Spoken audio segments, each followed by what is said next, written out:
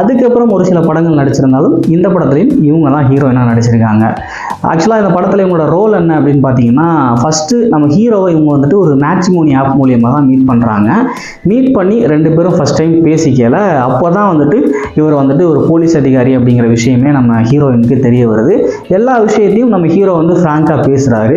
பேசின உடனே இவங்க வந்துட்டு நம்ம ஒரு காஃபி ஷாப்பில் மீட் பண்ணலாம், மீட் பண்ணி கொஞ்சம் டைம் ஸ்பெண்ட் பண்ணலாம், அதுக்கப்புறம் எனக்கு உங்களை பிடிச்சிருந்தது அப்படின்னா நெக்ஸ்ட் லெவலுக்கு நம்ம மூவ் பண்ணலாம் அப்படின்னு சொல்கிறாங்க. அதுக்கப்புறம் 2 பேரும் மீட் பண்ணி ரொம்ப பழகி 2 பேரும் நிறைய விஷயங்களை ஷேர் பண்ணிக்கிறாங்க.